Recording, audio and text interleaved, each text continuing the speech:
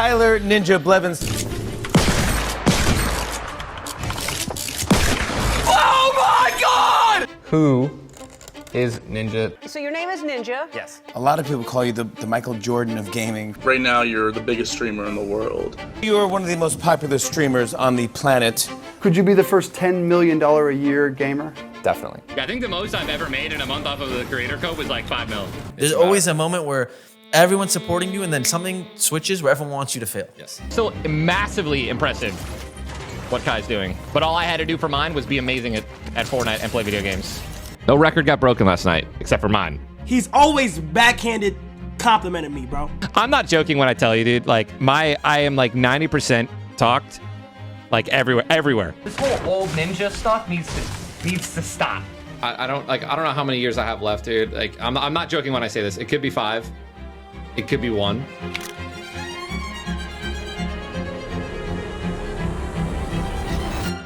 It's 1 a.m. on March 15th, 2018. Ninja decides to do an impromptu live stream that will change streaming forever. The moment in my eyes where streaming became cool, not streaming, gaming became cool, was when you streamed with Drake. What was the coolest moment of this 2-year ride, aside from all that incredible money that you were making? Playing with Drake. Yeah. And then what did you guys get to concurrent viewers on Twitch? So that was, I think we peaked at like 590,000. First, before all of that, before you became a streamer and all that, I want to know about you as Tyler. It's the early 2000s in the Chicago suburbs. Richard Tyler Blevins and his 2 brothers begin to pick up the controllers, and while his 2 brothers might have only played for fun, Tyler saw it differently. It all started with my dad playing video games. He would go and play, until the middle of the night, 2 a.m. And then we would go and play them when, during the day because we wanted to play them. I think when I just started smacking everyone in my neighborhood, like really bad, and my brothers. Begged for weeks if he could play with us. And finally we let him and he just destroyed us. Halo came out and then it was pretty much over when Halo came out.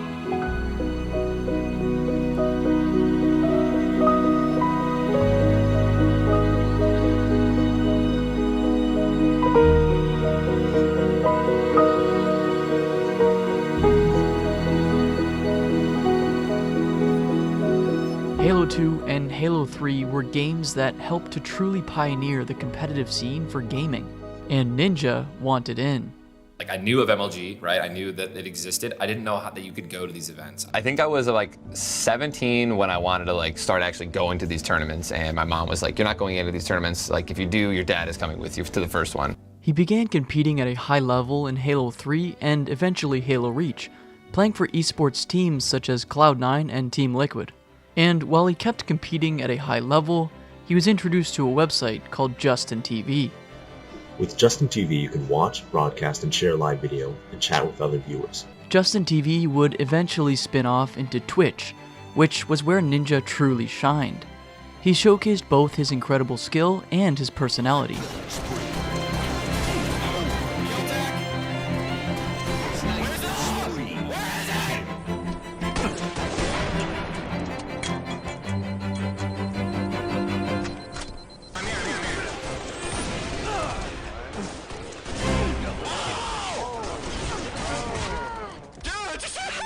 A lot of people assume you're an overnight success because Fortnite, you exploded, right? But you were streaming for probably almost a decade before that. Yeah. Once I started streaming, that was where I started making like a proper living. And I was also going to college full-time and working a job at Noodles & Company. 12 to 16-hour stream days, and then, 2 hours of college or working at Noodles & Company for, 40 hours a week. It was either I was streaming, going to school, or working. Ninja kept streaming and began to make enough money to go full-time. All right, Mom, I'm gonna try this full time. And then she was like, okay, if you ever don't make more than like 60,000 in a year, you have to go back to school. I was like, okay. It's fair. And that happened actually too. I have eye surgery on my right eye. I have retinal detachment. My retina has been detached. I was doing incredible in viewers, and then I detached my retina. We go through all of the procedures, and I could not read anything. Not a single line, not a single number. Ninja had hit a major roadblock. He had detached his retina, which forced him to stop gaming just as things were looking up. But he wasn't alone. Gaming's his whole life, so if he lost his eyesight, he wouldn't be able to play. I don't know if he'd be the same person. Hello, UGC St. Louis viewers. I am here with Tyler Ninja Blevins from Cloud9. She manages you? Yes. Okay. How did you meet? Tyler and I met a couple of years ago at a Focus Fire tournament in La Crosse, Wisconsin. Yeah, she couldn't keep her eyes or hands Oh off me, you know my what I'm saying?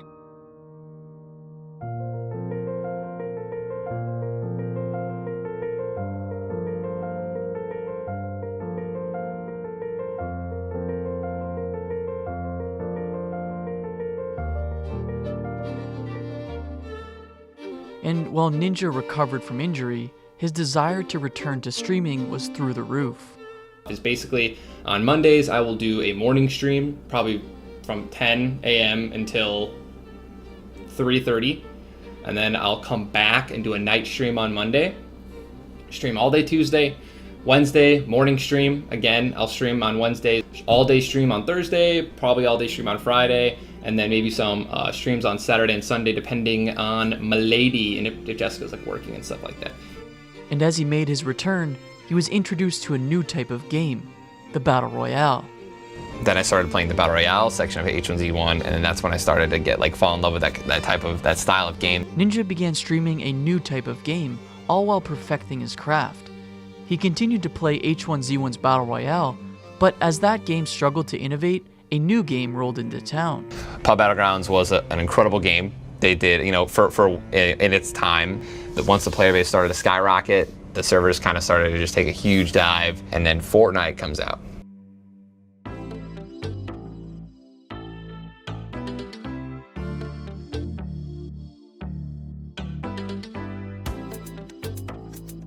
Ninja's stock continued to rise.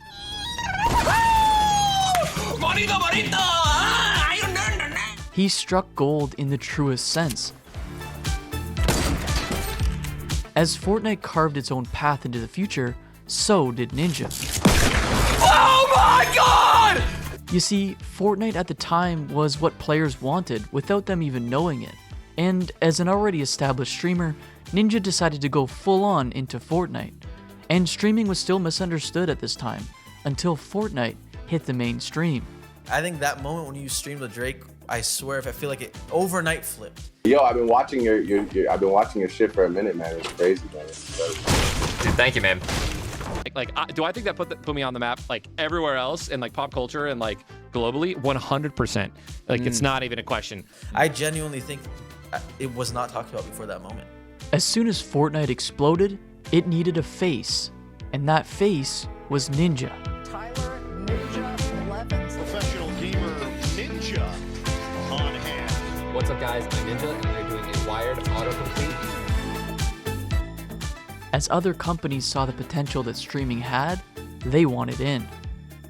As of today, I will be streaming exclusively on Mixer. In 2018, there was an internet gold rush towards streaming, and Microsoft was the newest addition. And I was like, dude, this will set the tone of you can pay a streamer to, switch sides. And Ninja was right. This began a race to snag up talent in exclusive streaming deals for different platforms. Companies like Twitch, YouTube, Facebook Gaming, and Kick would spend millions of dollars to sign streamers. But as Mixer would find out, it wasn't as easy to run a successful streaming service as it looked. As Ninja made his switch to a fresh platform, he struggled to bring viewers over, as users still enjoyed the familiarity of Twitch, and Mixer just wasn't really that good. Only a year after Mixer signed Ninja, the platform shut down, citing lackluster user growth and a redirected focus from Microsoft. Yesterday, Mixer announced that they'll be ceasing their operations completely. Yeah, you had to have a Hotmail account or a Microsoft email to be able to view to watch to and log do in and watch. Yeah. Couldn't capture an audience that would keep coming back. Even though they made some power plays, they took the two biggest streamers in the world away from Twitch, Ninja and Shroud, and had them exclusively streaming on Mixer, but not even that was enough. You go over there and do the best job that you can to bring over the Ninja community. It just doesn't gain any traction. Microsoft pulls out a Mixer. I streamed for 300 hours for the first 8 months. Yeah. Despite all of the effort that Ninja put into streaming on Mixer, it wasn't enough.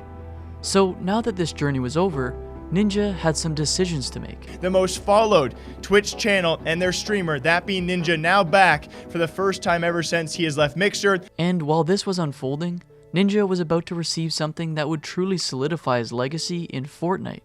It looks just like me! Oh my god!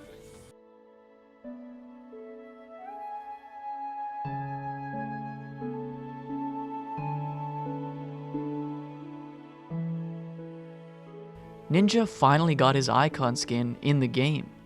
This would help usher in an era that built the connection between streamers and Fortnite, as one by one, more streamers would get their own icon skins. Ninja was now far from his peak of streaming, but that didn't mean he was going anywhere. Now back on Twitch, Ninja kept doing what he loved, but as Ninja evolved, so was Fortnite and its player base. He was no longer the best player in the world. People began to catch up and surpass his abilities. I'm not gonna fucking play builds. I can be the best builds player in the world. I have 33 fucking ping on East and on Central servers, dude. I will literally lose every 1v1 build battle to a sweat on 0 ping. Every single fucking one. I'm not interested. For Ninja, being competitive was at his core, but the new reality was that he was no longer the king of Fortnite. Bro, I'm 33 years old. I'm on 40 ping maximum. I'm never going to play builds again. I can't do it. I can't keep up. And as the streaming landscape changed and people moved on from the heights of Fortnite and from Ninja, he struggled to come to terms with it. What did this guy say? Kai's going to pass you. Oh no. My record's already been beaten by Ludwig, who did the same shit that Kai's doing. Subathon. Sleeping on stream. Let the record show that I was able to achieve 269,000 subscribers on Twitch without needing to do a subathon. And that's it. That's all there is to it. I've been live for 8 minutes. I've had hundreds of people tell me my record's been broken. Right, guys? Here's the thing, okay? Bro, here's the thing, right? Here's the thing with Ninja, bro. And this is the most respectful way possible, okay? I don't blame Ninja for being mad at, like, people coming in his chat and saying that and spamming that and shit like that. You feel what I'm saying? Because that could be pretty annoying. But it's just like certain he don't gotta say. You feel what I'm saying? Like, if you guys go back to the clips of every time where I broke a record or every time where I passed quote-unquote Ninja, he's always backhanded complimented me, bro. Listen, the worst part about YouTube is anyone can copy anyone's name. Hey, Ronaldo peaked when he was playing Fortnite. I'll say it. I mean, am I the only one that's actually gonna sit here and say dude, it? I mean and now he's trying to get. There's highs and lows. And he's trying to get into drama. Highs and lows. Hey, Ronaldo, you're better than drama, dude. All right, get back into the fucking competitive scene. You're washed. What? I said. Correct me if I'm wrong, you blue-haired, but I'm 90% sure the word fell off was created after your career, if I'm not mistaken. I actually genuinely believe people started using that terminology when you stopped streaming. Sorry for that, man. That was, I can, the blame it on the alcohol. There's a whole song about it, but it's no excuse. I don't think I've ever been that drunk in my entire life, but also no excuses, brother. Just kind of. It's okay.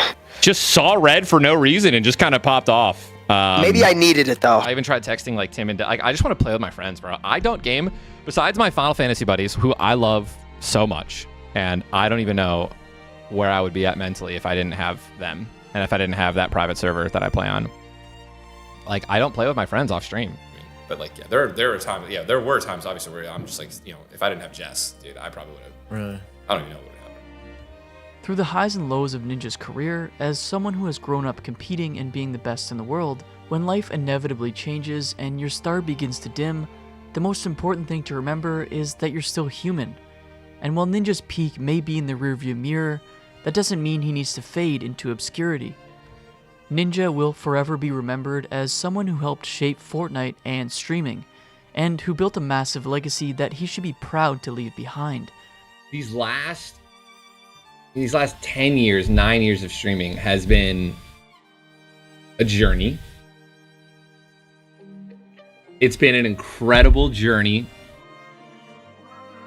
Looking back, I don't even know how it all happened. You put the time in, man. You put the effort in. and anything is possible. That's just facts. If you see my content, it's because I want to make it, all right? And I will never do things that I don't want.